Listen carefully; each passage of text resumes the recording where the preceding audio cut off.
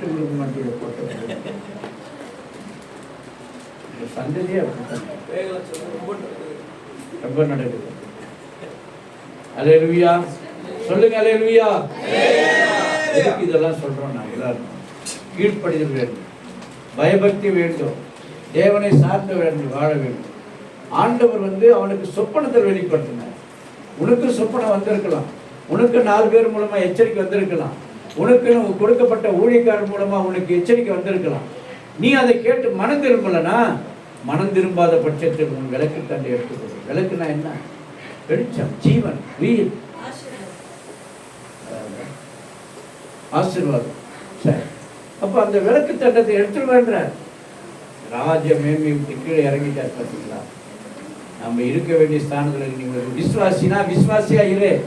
மற்றவர்களுக்கு இயேசு பற்றி சொல்லு, கெட்டதை சொல்லி கொடுக்காத, கேங் பண்ணாத, குரூப் பண்ணாத. சாபம். வாலிப பிள்ளைகளுடைய குரூப்பே 2-3 குரூப் இருக்கிற மாதிரி இருக்கிறது. ஒரு 15 பேர், அதுல 3-4 குரூப் இருக்கும்போது சண்டே கிளாஸ் பண்ணாங்க. அவங்களோட ஒரு குரூப் கட்டி மாறீங்களா? நீங்க சொல்றதுதான் நடக்கணுமா? இங்க சபை சொல்றதுதான் நடக்கும். சபைக்கு இந்த பொறுப்பை எங்ககிட்ட கொடுத்திருக்கிறார், அவருடைய சித்தத்தின்படி கொடுத்திருக்கிறார். எங்க வாசிக்கணும்? கொலோசியர் 1ஆம் அதிகாரம். அது ஒன்று வாசித்து நம்ம முடிக்கலாம். கொலோசியர் 1ஆம் அதிகாரம் 16வது வருஷம் நினைக்கிறேன்.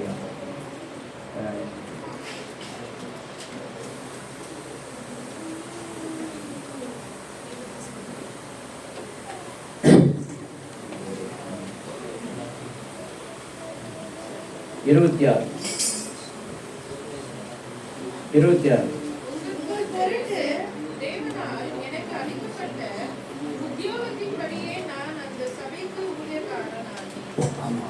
தேவன் கொடுத்த கிருபையின்படி என்ன இருக்கிறோம்? ஊழியக்காரன். இந்த ஊழியத்துக்கு நாங்கள் தானாய் வந்து சேர்ந்தோம். இதெல்லாம் செய்யணும் அப்படின்றது ஒரு தானாய் வரல. இதெல்லாம் கொஞ்சம் பொறுப்பு கொடுத்தவொடனே வானத்தில் இருக்கிற மாதிரி சில பேர் கொஞ்சம் ஆராதனைக்கு வந்துட்டாவே பிஷப் ப்ளஸ் ப்ளஸ் பிஷப்பா டபுள் ப்ளஸ், அது டபுள் டிகிரி வாங்குறாங்க. அந்த மாதிரி மாறி நிமிஷம் ஒரு சண்டே கிளாஸ் எடுக்க விட்டா போதும், ஒரு ப்ரேயர் வாக்கு வந்தால் போதும், ஒரு ஆராதனை நடத்தினா போதும், ஒரு ஜபம் நடத்தின்னு விட்டா போதும். சில பேருக்கு விடுறதுக்கே பயமாக இருக்குது. எங்கே வானத்துக்கு ஏறிடுவாங்களோ, பாஸ்டர் உட்கார அந்த பக்கம் தண்ணின்னு கூட சொல்லுவாங்க. அப்படி பயமாக இருக்கு எல்லாரும் பார்க்கணும். சும்மா ரக்க முளைஞ்சிட்ட மாதிரி. அல்லேலூயா. எனவே இந்த பிள்ளைகள் கீழ்ப்படியாத பிள்ளைகளாய், இது விசுவாசிகளுக்கு அர்த்தம். ஏதோ பசங்களுக்கு தான் கதை சொல்றாங்க. விசுவாசிகள் தேவ பிள்ளைகள் இல்லையா? விசுவாசிகள் யாரு? தேவ பிள்ளைகள். அப்போ ஒவ்வொரு விசுவாசியும் கீழ்ப்படியில குறை சொன்ன, ஊழியத்தை குறை சொன்ன, ஊழியக்காரரை குறை சொன்னா, அல்லது ஊழியங்களுக்கு ஏமாற்று வேலை போட்டா, அநேக காரியங்கள் அது சாபமாக தான் மாறும். ஏன் யுத்தம் வருது? ஏன் சண்டை வருது? ஏன் வியாதி வருது? ஏன் போராட்டம் வருது? தேவனுக்கு பயப்படாதனால. நீ தேவனுக்கும் பயப்படுறதில்லை, மனுஷனுக்கும் பயப்படுறது. யார் சொன்னது? அல்லேலூயா. அங்க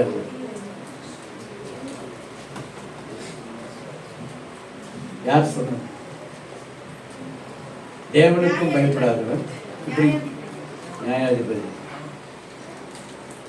ஒரு வார்த்தைங்க வந்து நியாயாதிபதி என்பது. அதனால நியாயாதிபதி இல்லை.